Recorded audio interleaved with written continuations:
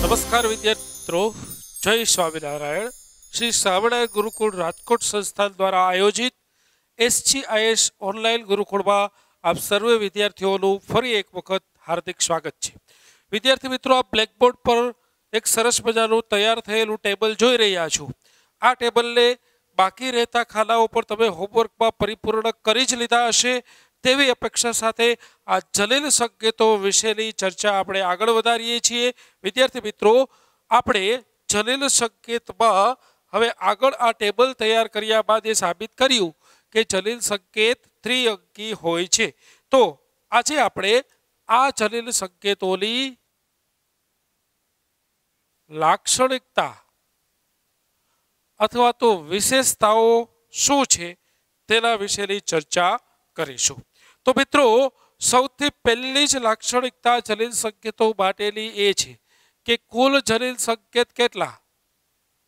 કુલ જલિલ સંકેતો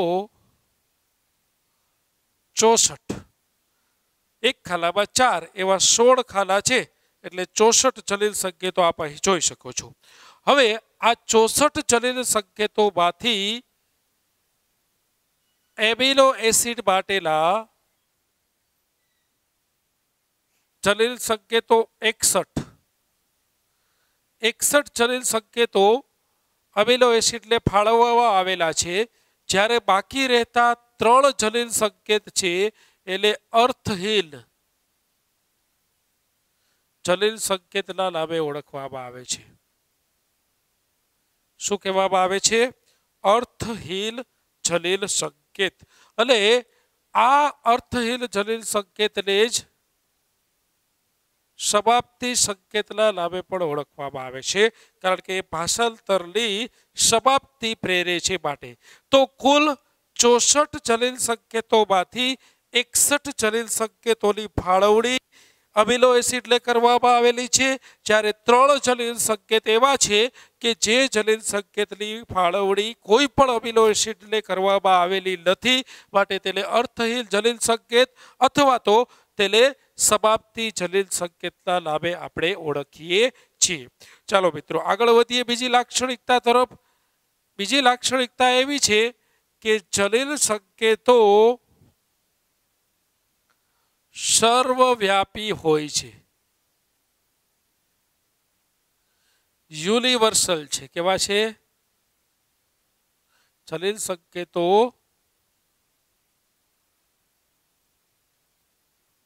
યુનિવર્સલ હોય છે. સર્વવ્યાપી એટલે કે યુનિવર્સલ. આનો અર્થ શું થાય મિત્રો? બરાબર સમજો. આનો અર્થ એવો થાય કે AUG જલિલ સંકેત છે, આ જલિલ સંકેત કોને આપવામાં આવેલ છે? કે મિથિયોનિનને. આ જલિલ સંકેત કોને ફાળવવામાં આવેલ છે? મિથિયોનિન નામના એક જલિલ સંકેત છે, એ AUG છે. હવે આ AUG મિથિયોનિન માટે બેક્ટેરિયામાં પણ બનશે જલિલ સંકેત તરીકે, ફૂગમાં પણ બનશે, શુકોષ કેન્દ્રીય કોષમાં પણ બનશે, વનસ્પતિમાં, પ્રાણીઓમાં, કોઈ પણ સજીવમાં તમે AUG જલિલ સંકેતને મિથિયોનિન માટેનો જલિલ સંકેત તરીકે ઓળખશો. એવી જ રીતે અહીં આ UUC આપણે ઉદાહરણ તરીકે આપણી સામે છે એટલે લઈ લઈએ. તો UUC છે ફિનાઇલેલેનિન માટેનો જલિલ સંકેત છે. UUC કોના માટેનો છે? ફિનાઇલેલેનિન માટે. એટલે UUG એ લ્યુસીન માટેનો છે. તો આપ જોઈ શકો છો કે આ UUC ફિનાઇલેલેનિનનો જલિલ સંકેત અને UUG લ્યુસીન માટેનો જલિલ સંકેત માત્ર 1, 2, 4 સજીવ માટે નહીં, પરંતુ પૃથ્વી પર અસ્તિત્વ ધરાવતા તમામ સજીવો માટે આ જલિલ સંકેત હંમેશા જે તે અમીનો એસિડ માટે ચોક્કસ જ હોય છે. કણાભસૂત્રીય DNA માટેની વાત આપણે અલગ રાખીએ છીએ. આપણે સામાન્ય રીતે જનરલ DNA જે જલિલ સ્વરૂપે હોય છે એના માટેની જ વાત કરીએ છીએ. તો એનો અર્થ એવો થયો કે જલિલ સંકેતો કોઈ એક ચોક્કસ જૂથના સજીવો માટે જ ફિક્સ નથી, પરંતુ આ જલિલ સંકેતો તમામ સજીવોને લાગુ પડે છે, અને તમામ સજીવોને લાગુ પડે છે એટલે આપણે એવું કહી શકાય કે જલિલ સંકેતો સર્વવ્યાપી છે, યુનિવર્સલ છે, એવું તમે ચોક્કસથી કહી શકો. હવે આગળ વધીએ મિત્રો. ત્રીજી લાક્ષણિકતા એ છે કે mRNA પર જલિલ સંકેતો વચ્ચે કોઈ અવકાશ આવેલ હોતો નથી. એટલે કે જલિલ સંકેતોનું વાંચન કન્ટિન્યુઅસ અથવા તો સતત થાય છે. mRNA ઉપર કોઈ પણ પ્રકારનો અવકાશ આવેલો હોતો નથી. એટલે આપણે ઉદાહરણ લઈએ મિત્રો કે આ એક mRNA છે. આ જે છેડો છે mRNA એ mRNA નો 5' છેડો છે, આ 3' છેડો છે. આ mRNA પર જે જલિલ સંકેતો આવેલા છે એ જલિલ સંકેતો વચ્ચે કોઈ અવકાશ નથી હોતો. એટલે આપણે આના ઉપર ન્યુક્લિયોટાઇડ્સ લખી લે. આપણે AGGC,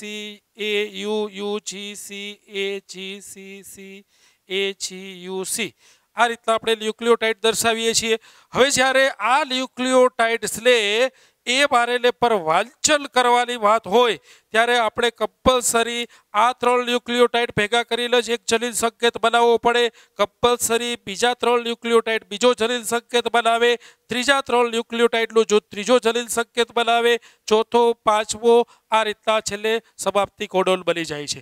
તો આ રીતના જલિલ સંકેતોનું વાંચન જ્યારે mRNA પર કરવામાં આવતું હોય ત્યારે વચ્ચે કોઈ અવકાશ છોડવાનો હોતો નથી. એ જલિલ સંકેતોનું વાંચન સતત થતું રહે છે. એટલે કે તમામે તમામ ન્યુક્લિયોટાઇડ સતત ત્રિ અંકી સંકેતોના સ્વરૂપે વાંચન થતા જોવા મળે છે. તો એ છે આ જલિલ સંકેતો વિશેની ત્રીજી લાક્ષણિકતા. 3 લાક્ષણિકતા સમજ્યા બાદ આગળ વધીએ મિત્રો ચોથી લાક્ષણિકતા તરફ. તો ચોથી લાક્ષણિકતા એ છે મિત્રો કે AUG, હમણાં જ મેં વાત કરી તમને કે AUG છે. આ AUG એ એક મિથિયોનિન માટેનો જલિલ સંકેત તો છે જ. મિથિયોનિન માટેનો જલિલ સંકેત તો છે જ, પરંતુ આ AUG છે એ મિથિયોનિન ઉપરાંત એક પ્રારંભિક સંકેત તરીકે પણ વર્તે છે. સ્ટાર્ટ કોડોન જેને કહી શકાય. એટલે એ મિથિયોનિનનો જલિલ સંકેત તરીકેનું કાર્ય પણ નિભાવે છે અને એક પ્રારંભિક જલિલ સંકેત તરીકેનું કાર્ય પણ નિભાવે છે. એટલે AUGના જલિલ સંકેતના 2 રોલ છે. એક એ મિથિયોનિન તરીકેનું કાર્ય કરે છે અને બીજું એ પ્રારંભિક સંકેત તરીકેનું કાર્ય કરે છે. ત્યારબાદ આગળ વધીએ. જલિલ સંકેતો અવનત હોય છે. આપણે ચોથી લાક્ષણિકતા માટે વિચારીએ મિત્રો. પાંચમી લાક્ષણિકતા સોરી. જલિલ સંકેતો અવનતનો અર્થ શું થાય બરાબર સમજો મિત્રો.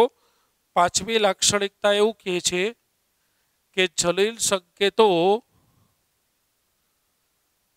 અવનત હોય છે. અવનત જલિલ સંકેતોનો અર્થ એવો થાય કે કોઈ એક જલિલ સંકેત માત્ર એક જ અમીનો એસિડ માટે હોઈ શકે. પણ ઊંધું વિચારો કે એક અમીનો એસિડ લે એક કરતા વધુ જલિલ સંકેત શક્ય છે. આપણે ઉદાહરણ સાથે સમજીએ તો વધુ ખ્યાલ આવશે મિત્રો.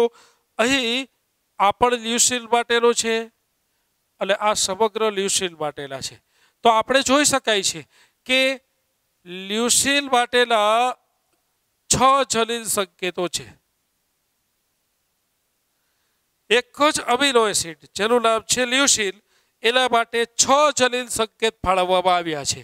પણ તમે આમાંનો કોઈ પણ જલિલ સંકેત લેશો 64 માંથી તો એક જલિલ સંકેત માટે એક કરતા વધુ અમીનો એસિડ ફાળવેલા નથી. હવે હું જે બોલું છું એના પર બરાબર ધ્યાન આપો. એક જલિલ સંકેત માટે એક જ અમીનો એસિડ હોય છે, પરંતુ એક અમીનો એસિડ માટે એક કરતા વધુ જલિલ સંકેત હોઈ શકે. એક જલિલ સંકેત માટે એક જ અમીનો એસિડ છે, પણ એક અમીનો એસિડ માટે એક કરતા વધુ જલિલ સંકેત હોઈ શકે. આ પ્રકારની લાક્ષણિકતાને જલિલ સંકેત અવલત કહેવામાં આવે છે। આ લાક્ષણિકતાને શું કહે છે? જલિલ સંકેત અવલત।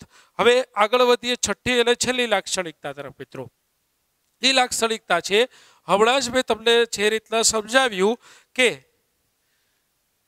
64 પ્રકારના જલિલ સંકેતમાંથી 3 જલિલ સંકેત એવા છે કે જે જલિલ સંકેતને કોઈ પણ અમીનો એસિડ ફાળવવામાં આવેલો નથી, માટે એ જલિલ સંકેતને આપણે કહીશું અર્થહીન જલિલ સંકેત, જેને આપણે સમાપ્તિ સંકેતો એવું નામ પણ આપી શકીએ અથવા તો નોનસેન્સ કોડોન અર્થહીન સંકેત એવું નામ પણ આપી શકીએ।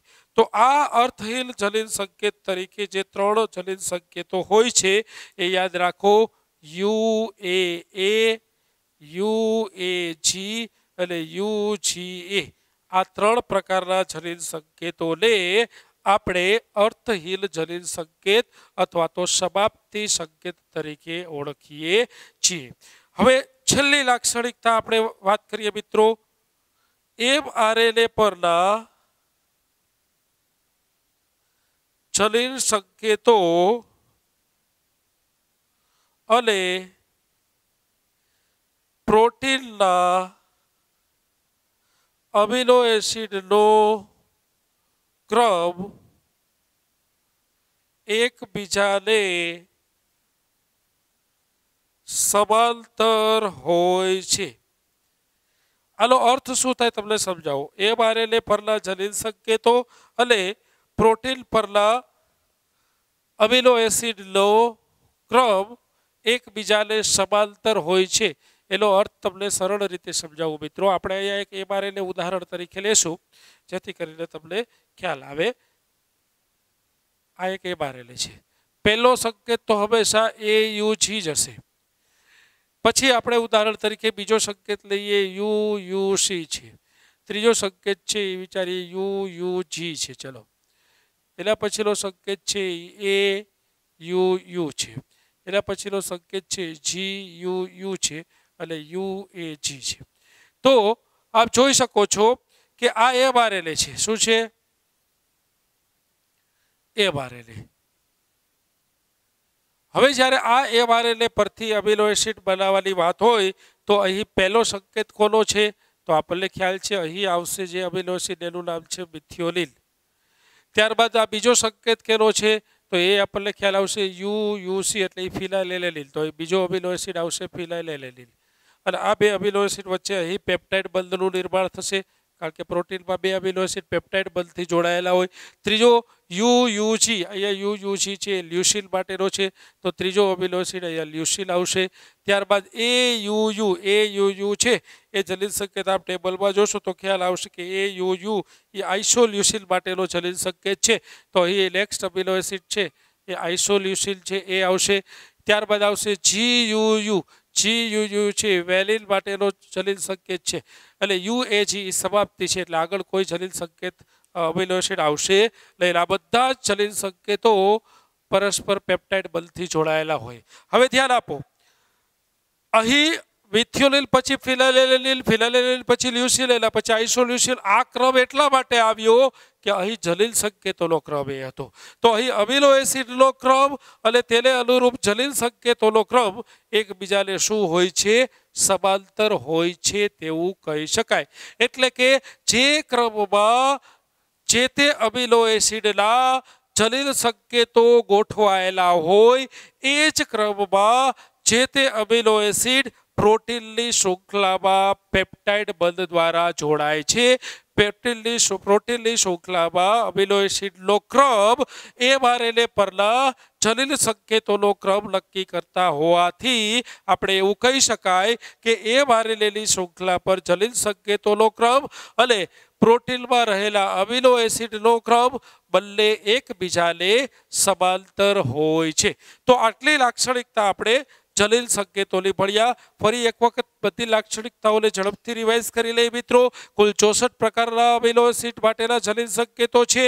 આ 64 સંકેતોમાંથી 61 સંકેતો અમીનો એસિડને ફાળવવામાં આવેલા છે, જ્યારે 3 સંકેતોને આપણે અર્થહીન સંકેત એવું નામ આપેલું છે. જો અહીંયા UAG એ અર્થહીન સંકેત છે, સમાપ્તિ સંકેત છે. આવા 3 છે, UAG, UGA, UAA.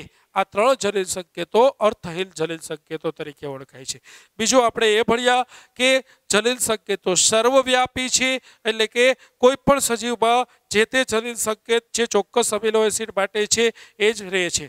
ત્રીજું આપણે એ ભણ્યા કે જલિલ સંકેતો છે એ જલિલ સંકેતોનું વાંચન સતત થાય છે, વચ્ચે કોઈ પણ જગ્યાએ અવકાશ જોવા મળતો નથી.